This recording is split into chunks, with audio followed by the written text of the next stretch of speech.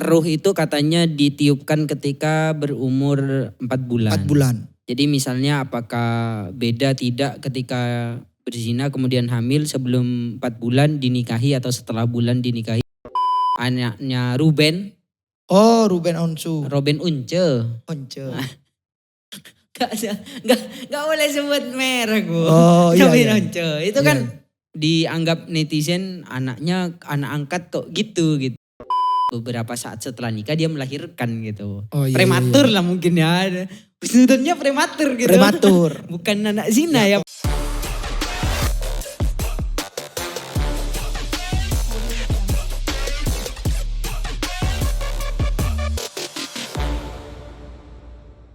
Assalamualaikum warahmatullahi wabarakatuh. Waalaikumsalam warahmatullah. Masih kembali lagi bersama podcast tanpa nama. Selamat malam. Selamat siang dan Jam selamat berapa sore. sekarang? Sekarang kita take rada pagi jam. Rada pagi ya. Belum jam 12. 23.30. 23.30. Jadi tadi rencananya jam berapa take, Bung?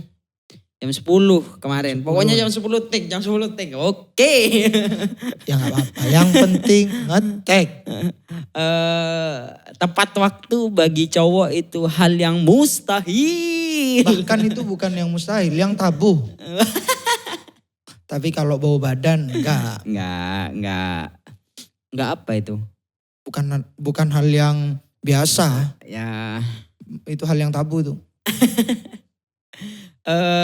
Sebelum ini lama sekali ya. Kita ngetek lama biasanya cuma gara-gara setup kamera. Jadi teman-teman yang lihat ini set kameranya itu bisa di komen ya. Ya bisa Sudah dikasih solusi karena dikasih. kita ini sebenarnya pakai iPhone. Kemudian nanti dimasukkan ke software Yang Adobe Premiere. Bukan. Dan itu masih tidak bisa mendukung. Harusnya ya beli Bisa lagi kamu, support. Bung. Harusnya beli kamera lah. Aduh, amin. Ya nanti Tapi- teman-teman yang tapi tahu lah nanti- gimana nanti- settingannya nanti kasih tahu kiranya- saya, Bung. Kalau ini menghasilkan uang, kamu jangan moro-moro beli kamera, nanya aku kamu. Hasil gak ya? Hasil gak ya? Tapi persetan lah dengan itu ya. Yang penting kita Tetap selalu berbicara bicara apa yang benar dan apa paling yang tidak baik. paling tidak kita melakukan hal yang Menurut diri kita, baik lah ya. iya. Paling tidak gini loh, tidak melakukan hal yang sia-sia. Iya. Kan di hadis itu dijelaskan itu salah satu tanda baik Islamnya seseorang adalah Tarku meninggalkan malayaknihi. hal-hal yang tidak berguna. Gimana? Min husni islamil mar'i tarku malaya malayaknihi. nih, meninggalkan hal yang tidak berguna. Ya seperti main game lah. Main game berguna, Bung. Tapi jangan berlebihan. melebihi porsi dari Kalau berlebihan di dalam main game itu yang lain. ukurannya seapa, Bung? Katakan berlebihan dan tidak misalnya. Berlebihan dan tidak. Oke, kalau berlebihan pokoknya harus sampai menang padahal kalah terus. Ya artinya ada kegiatan-kegiatan yang harusnya itu dilakukan kemudian sampai digugurkan hanya karena main game. Karena sekalipun misalnya tidak ada kegiatan, Bung. Kalau misalnya malam Heeh. sampai tidak tidur, itu kan sampai Tidur kan paginya. kegiatan juga, Bung. Oh Kegiatan iya, yang wajib itu yang harusnya harus dilakukan ya. Itu Makanya namanya berlebihan dah. ini bukan saran ya, tapi ini curhatan. Atau kritik. Kritik kepada diri sendiri. Ya itu, karena aku sempat tersentuh gitu kepada perkataan Fahrudin Faiz. Dr. Gimana? Fahrudin Faiz sekarang itu sangat aneh bagaimana orang itu seakan lebih butuh kepada HP daripada kepada hidupnya sendiri. Buktinya gini, HP itu ada batasnya kan. Jadi 100% baterai itu digunakan berjam-jam ya kan. Iya. Harusnya artinya itu sudah diukur kapan HP itu harus istirahat. Kapan harus istirahat? Dicas ya kan. Heeh. Masalahnya sekarang nih. Yang gak mau istirahat adalah manusianya. Usernya yang gak mau istirahat. Orang udah habis baterainya. Dicas sambil main Sambil gitu. main. Dan itu, aduh saya sudah punya pengalaman. Sakit kepala. Bukan hanya itu. Akhirnya kan bateraimu sampai rusak. Akhirnya uang yang harus dibuat beli yang lain. Akhirnya buat beli baterai. Buat Uang. Ya itu, Tuhan, jadi Tuhan. teman-teman sesuai porsinya lah. Bahwa main itu perlu ya. Sebagaimana kemarin dikir terus itu dapat membuat jiwa panas. Karena berlebihan. Apapun, Yang pokoknya berlebihan tidak apapun baik. yang berlebihan itu pasti tidak baik. Walaupun baik. Ya walaupun baik. Iya kan? Ya terlalu baik kan juga tidak baik. Iya, Ya, terlalu gitu. baik itu tidak baik. Jadi gini Bung, sebelum itu aku rokokan dulu Bung. Ya silakan, bakar. Ini rokokku biasanya kan nggak ada gabusnya nih. Ini ya mohon dimengerti lah kenapa misalnya aku harus tidak bawa rokok. Karena sekarang kan bertema filter. Mic aja di filter. Ini filter Bukan apa ini? itu, waktunya gajian, habis uang ini. Belum. Santai. Tunggu tanggal berapa Mas? Tanggal 23. 2 hari lagi santai. Allah.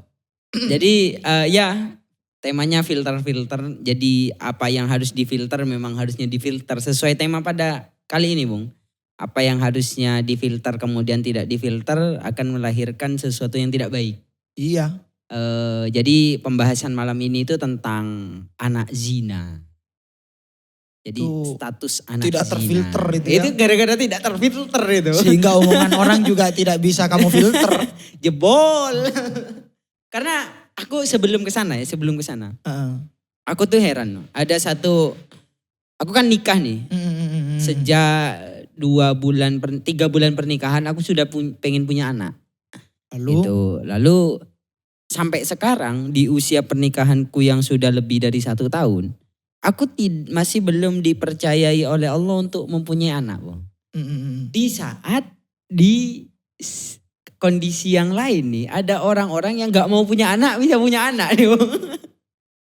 Ya hidup serba terbalik-balik. Ada yang jebol. Bahkan temanku bilang, aku pernah ya ngobrol kayak gini biasa aja. Gak dalam rangka curhat, cuma ngomong biasa. Kenapa ya aku kok gak punya anak? Dia kebetulan baru keguguran gitu. Jadi cerita-cerita tentang anak. Ya kamu sudah keguguran ya alhamdulillah lah. Hampir dipercayai menjadi seorang bapak sekalipun belum jadi gitu. Gimana ya malah biar cepet punya anak. Ya kamu harusnya buatnya sebelum nikah. Cepet katanya. Cepet dikejar polisi, cepet dikejar keluarganya. Bukan hanya dikejar anak itu.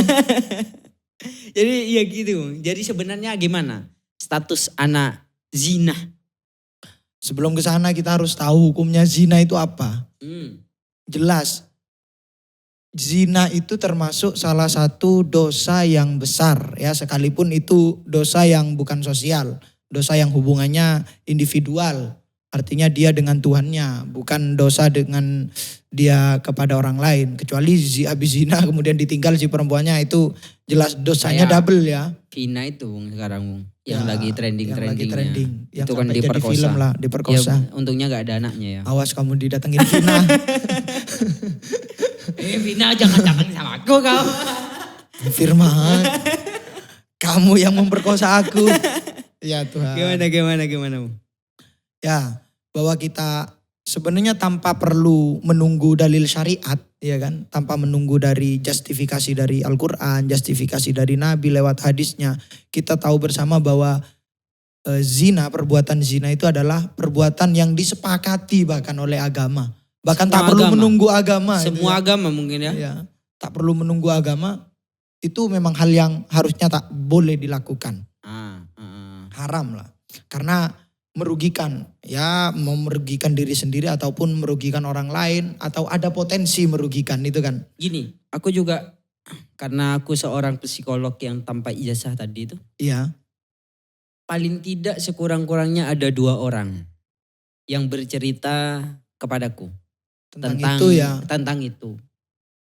Akhirnya aku mikir gini, kenapa sih kok dia mau membongkar aibnya kepadaku? Tapi yang pasti aku statementkan di akhir, kamu jangan sampai cerita kepada siapapun. Bahwa kamu sudah keceplosan cerita sama aku, iya. Tapi jangan sampai ada orang lain yang tahu gitu. Jadi ketika aku pelajari kenapa dia butuh cerita kepada orang lain. Jadi kan seks itu suatu kebahagiaan ya. Iya. Tapi ternyata ketika kebahagiaan tidak ditempatkan di tempatnya, penerimaannya juga belum siap. Iya pasti. Dia kepikiran gitu. Bukan hanya gara-gara bukan hanya gara-gara takut hamil. No, bukan. Karena dia safety sekali. Dia pakai pengaman dan sebagainya. Tapi ada secara kejiwaan, secara psikologi yang gak enak gitu. Kepikiran gitu. Gini Bung, sebelum lanjut kamu cerita ya. Ah, Di kitab Ghayatul Usul, ah. di sana dijelaskan bahwa dosa, salah satu tanda dosa adalah ketika kamu melakukan, maka hatimu merasa tidak enak. Salah satu tandanya Salah ya. satu tandanya. Hmm. Ya mungkin itu tadi. Ya benar-benar. Bisa Dan masuk. dan juga jangan dijadikan statement, oh kalau ini enak berarti aku tidak dosa. Itu hatimu mati.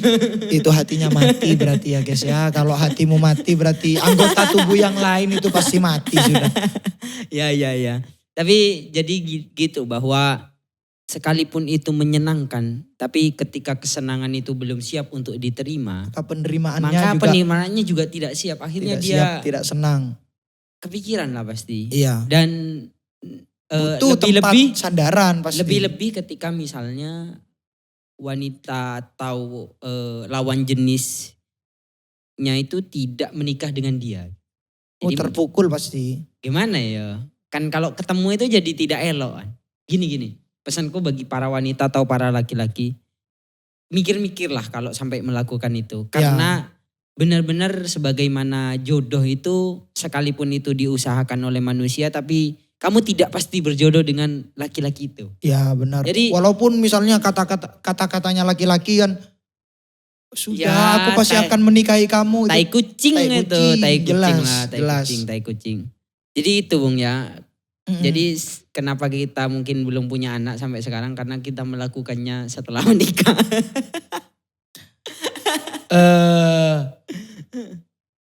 Secara logis iya.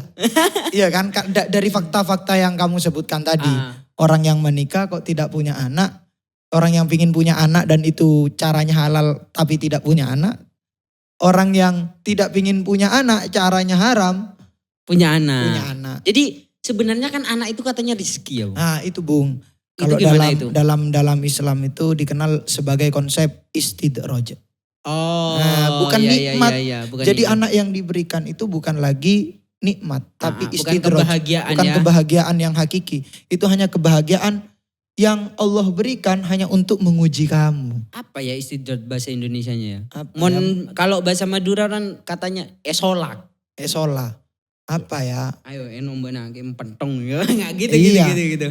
Aida kamu saya kasih nikmat ini. Ya makan sudah. Makan terus ini nikmat kamu. terus dah. Mati nanti Tapi kamu, tenang gitu. neraka di Gitu. hadapanmu. Itu Itu namanya istidraj ya? istidraj ya. Bedanya nikmat dengan istidraj begitu. Jadi gimana Bung status anak zina itu? Dalam fikih setidaknya ada dua pendapat Bung tentang anak zina ini. Ada yang mengatakan bahwa status dari anak zina kita sudah selesai dengan hukum zinanya ya pasti haram. Tapi hasil dari haram itu ada dua pendapat. Ada yang Gimana? mengatakan bahwa anak zina ya statusnya tidak bernasab kepada ayahnya karena prosesnya haram. Ada yang mengatakan bahwa anak dari hasil zina itu masih berstatus nasab kepada ayahnya. Walaupun prosesnya haram. Pendapat yang kedua ini madhab Abu Hanifah ya. Madhab Itu Abu Hanifah. maksudnya Yang ketika pertama jadi madhab suami Syafi'i. atau tidak jadi suami? Tidak jadi suami maupun jadi suami Bung. Oh Jadi- iya. Misalnya kalau ada seorang perempuan berzina dengan seorang laki-laki kemudian punya anak dan tidak menikah. Maka nanti anak misalnya perempuan ya. Kalau anak itu sudah gede. Yang mau menikahkan siapa yang jadi walinya nih? Kalau ikut pendapat Abu Hanifah maka ya yang tadi menzinahi itu Yang jadi walinya. yang jadi walinya. Kalau ikut madhab Syafi'i walinya itu adalah ibu. Tapi tidak bisa seorang perempuan menikahkan kan begitu aturannya. Sehingga Diwakilkan. bukan diwakilkan, Diserahkan. hakim itu yang Oh, mengambil berpindah. alih, hakim yang mengambil alih. Atau dalam kasus Indonesia ya KUA begitu. Apa gini Bung, apa tidak dibatasi dengan umur? Misalnya gini, logikanya kan ruh itu katanya ditiupkan ketika berumur 4 bulan. 4 bulan. Jadi misalnya apakah beda tidak ketika berzina kemudian hamil sebelum 4 bulan dinikahi atau setelah bulan dinikahi, apakah Nggak ada? Nggak ada Nggak sih. ada. Yang saya baca nggak ada. Jadi status tadi itu mutlak, kalau selain Abu Hanifah itu tidak bernasab Bukan kepadanya. selain Abu Hanifah ya. Nggak tahu saya madhab Imam Malik, kayaknya juga madhab-madhab yang selain Syafi'i dan Abu Hanifah itu kayaknya juga ada perdebatan lah. Cuman yang jelas di Fathul Mu'in lah kita sebutkan, di kitab Fathul Mu'in itu madhab Syafi'i mengatakan tak bernasab kepada ayahnya, kalau madhab Abu Hanifah bernasab kepada ayahnya. Itu juga konsekuensinya nanti kepada bagaimana an-nadru ilal An-nadhar, iya, iya, nadhar. melihat kepada dia statusnya orang lain ataukah masih anak. Gitu kan. Karena kalau melihat anak kan kita ya biasa aja gitu Iya. kan. Kalau orang lain kan enggak boleh gitu. Iya, enggak boleh. Tapi bagiku pendapat yang unggul adalah pendapatnya Imam Abu Hanifah. Yang mengatakan bahwa yaitu bahwa anak zina itu statusnya masih bernasab kepada ayah. Kenapa? Sudut pandangnya biologis, Bung. Oh, dari sudut pandang biologis. Tapi ya. ada juga dalilnya. Beliau juga pakai dalil walal mauludi lahu itu dengan interpretasi beliau melahirkan, digabungkan dengan biologis, secara biologis, bahwa namanya anak itu pasti beda dengan orang lain. Darah sendiri itu beda walaupun itu hasil zina. Ada keterikatan emosional, ada dari sisi itu, ada keterikatan secara apa ya? Ya, mentalitas lah, apa? darah daging. Iya, darah daging kan berbeda pasti kan. Berbeda. Iya itu. Kemudian ini juga yang jadi pertanyaan tentang anak itu. Misalnya nih, bukan anak zina, tapi bagaimana ketika mengangkat anak? Oh, mengangkat anak. Mengangkat anak. Kalau mengangkat anak, apakah itu statusnya sama seperti anak yang kandung? Kita melihat dia boleh tidak seketat itu gitu? Gimana itu? Sebenarnya praktek mengangkat anak ini sudah ada di masa sebelum Nabi Muhammad datang. Ya, dikenal dengan istilah at-tabanni. At-tabanni, mengangkat anak, menjadikan orang lain sebagai anak. Nah, ketika Nabi datang, saya lupa ketika berapa Hijriah itu, Nabi ya lewat dari Allah ya, dari firman-Nya Allah, beliau menuturkan bahwa ini adat yang salah. Oh. Ini adat yang salah. Bahkan ya sampai sekarang harus dipraktekkan sampai sekarang. Makanya orang-orang sekarang itu memang angkat anak, ya memang angkat anak, tapi diperlakukan sebagaimana anaknya sendiri. Dan itu sebenarnya salah. Tidak ada legalitas dalam agama. Walaupun itu misalnya sudah sedekat itu gitu ya. Dari kecil sudah. Ya. Selama itu tidak disusui ya. Selama itu tidak disusui oleh si perempuan itu, maka itu bukan statusnya mahrom. Orang lain, bukan mahram. Karena kalau megang disusui wudhu batal. Karena kalau disusui kan jadi mahram rodok ya. Megang ketika dia wudhu itu batal. Entah ya kalau misalnya di agama yang lain ya Bung ya. Ya, itu karena aku tidak tahu misalnya kasus-kasus yang sampai sekarang beredar itu, misalnya anaknya Ruben. Oh, Ruben Onsu. Ruben Unce. Gak boleh sebut merek Bu. Oh iya. Ruben Once. Itu kan dianggap netizen anaknya anak angkat kok gitu. Iya, sampai berlebihan. Cium katanya. Ini cium itu gitu. Kalian jangan ngurusin hidupnya dia. Urusin hidupnya sendiri. Tapi sayangnya kita pengetahuan kepada agama lain juga kurang ya. Kurang ya. Sekalipun aku sering nonton login. Tapi ingat, agama apa bedanya agama Islam dan agama yang lain? Itu agama-agama samawi maksudnya ya, bukan yang non samawi. Itu bedanya hanya persoalan status doang. Hanya persoalan status ya, nama dan syariat pastinya. Tujuannya sebenarnya sama. Ya namanya agama. Iya kan. Hanya untuk mengatur bahwa sifat manusia yang liar sebenarnya itu diatur gitu kan. Benar. Dalam titik temu yang sama, kayak persoalan zina, kayak persoalan babi, entah ya kalau babi dalam agama lain. Ya gak apa-apa. Gak apa-apa kayaknya ya. Kalau gini Bung, misalnya. Tapi ada yang bilang ketika, saya lupa ya, YouTuber siapa begitu, ngecek ke kitabnya, dilarang sebenarnya. Mungkin di agama yang kita tidak ya mungkin tahu. Ada interpretasi lain gitu sehingga diperbolehkan ya. Kalau misalnya gini kasusnya Bung. Jadi anggaplah si anak zina tadi itu tidak bernasab kepada ayahnya. Ayahnya, oke. Ya. Dan itu tidak diketahui bahwa itu hasil zina. Artinya misalnya sebelum nikah dia sudah hamil, cuma ketika sudah hamil baru dia nikah dengan laki-laki itu. Untuk menutupi. Biasanya kan untuk ditutupi apakah itu hasil zina atau tidak dengan dinikahi. Dinikahkan. Gimana misalnya status nikahnya? Status nikahnya. Status nikahnya kan gini kasihan sekali misalnya. Kalau si anak ini kan tidak tahu menau nih. Aku gimana? Dilahirkan ke bumi dengan penuh dosa gitu kan, nggak mungkin kan? Iya. Tidak adil sekali rasanya kan. Gimana status anak yang seperti ini ketika menikah dengan orang lain dan itu dianggap tidak sah gitu? Alur pikirnya sama dengan dua pendapat yang tadi. Dalam persoalan ini sebenarnya sama-sama ada perbedaan pendapat. Ada dua pendapat sekurang-kurangnya. Pendapat yang pertama mengatakan bahwa tak boleh. Ya tak Berarti boleh. tidak sah ya? Tidak sah menikah kepada yang sudah berzina gitu kan. Dinikahkan mau dia punya anak atau tidak ya. Tidak sah kalau sudah berzina. Kenapa? Karena prosesnya haram. Padahal harusnya dibedakan antara akad nikah dengan zina gitu kan. Dan pendapat yang kedua ini yang bagiku lebih masuklah dalam metode hukum, lebih logis. Karena dia bisa membedakan antara nikah sama zina. Bahwa zina itu haram sehingga oke gitu kan. Tapi nikahnya itu soal yang beda, sah kalau memenuhi rukun dan syarat. Begitu.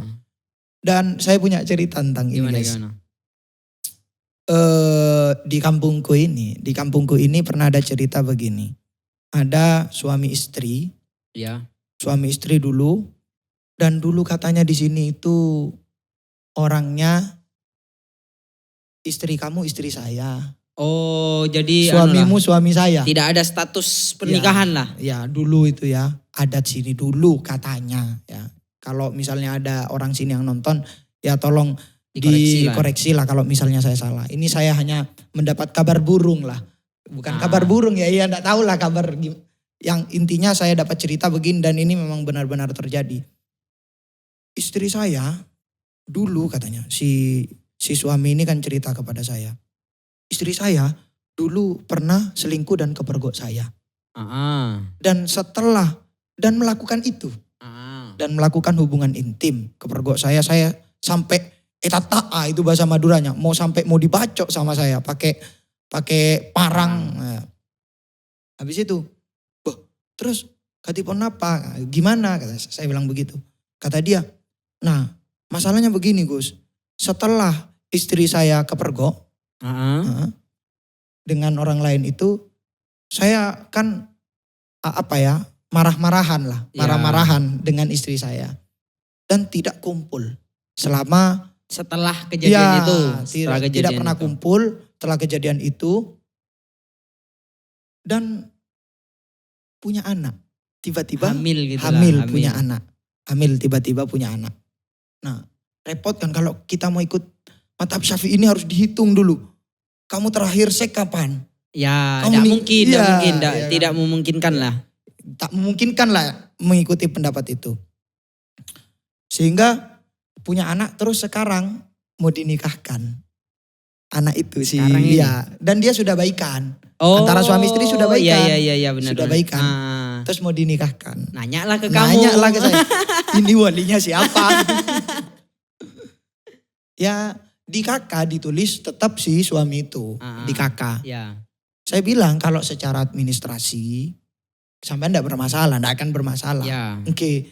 Kula tanya tentang hukum agama. Saya mau bertanya tentang hukum agama. Bukan soal administrasi. Kalau administrasi lah paham kita. Ya. Katanya ya saya bilang begini. Ya sudahlah.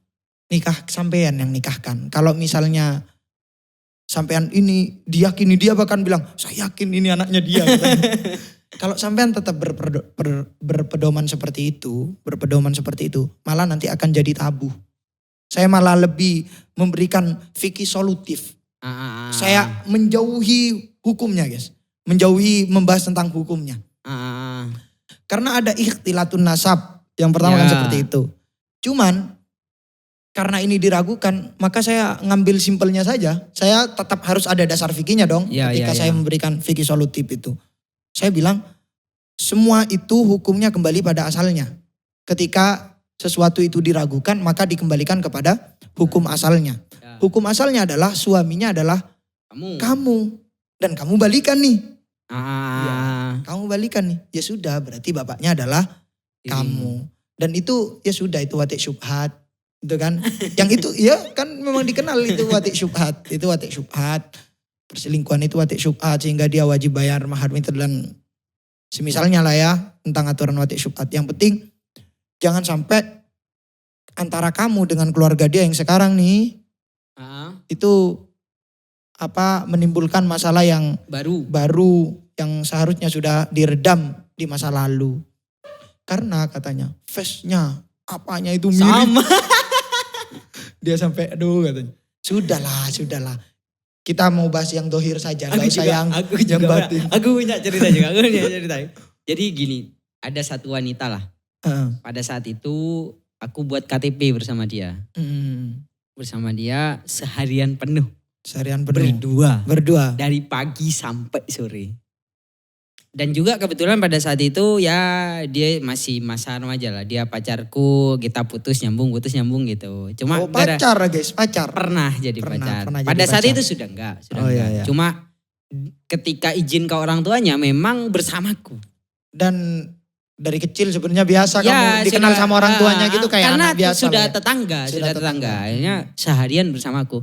Dan aku pun dikenal sama orang tuanya bahwa aku juga deket sama anaknya. Oh. Aku sampai mau dijodohkan. Iya. Akhirnya karena seharian sudah bersama aku nih.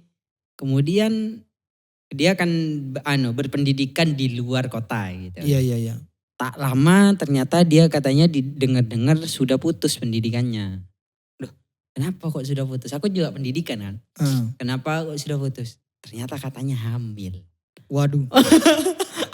Anda pusing. Anda pusing. Selamat. Kalau keluar anaknya mirip aku gimana? Enggak lah, tapi aku meyakini ya. Cuma kan apanya kok meyakini itu bahasanya? Meyakini bahwa itu bukan apa-apa. Ya, aku tidak kamu memang tidak ngapa-ngapain kan. Karena cuma aku takutnya, yang aku takutkan omongan tetangga kalau di desa ini. Iya pasti ada yang akan dikambing hitamkan. Akhirnya untungnya pada saat itu mengakulah dia. Karena dia bukan mengaku sih bahwa yang kenapa dia kok putus sekolah itu gara-gara dibawa lari sama si cowok. Akhirnya putuslah sekolah dia.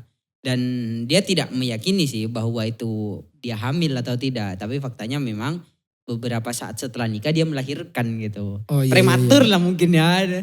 Sudutnya prematur gitu. Bukan anak zina ya prematur. 6 bulan itu.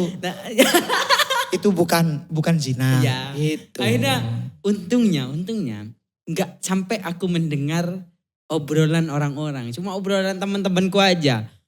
Kayaknya telinganya mirip kamu. Ngawur. Telapak kakinya mirip kamu. Enggak, kita sama-sama memang sama punya kulit. Jadi ginilah bahwa pesan terakhir. Bahwa kenyamanan sesaat itu, seksualitas kenyamanan sesaat. Itu melahirkan banyak hal ketidaknyamanan. Bukan hanya untuk dirinya. Ya. Kepada semuanya. Apalagi lebih-lebih kepada anaknya. Karena mau tidak mau, seandainya kita hidup di kota, Bung. Kota itu udah tahu ini, terserah lah kan, hidup lu. Kamu kalau di desa tidak bisa.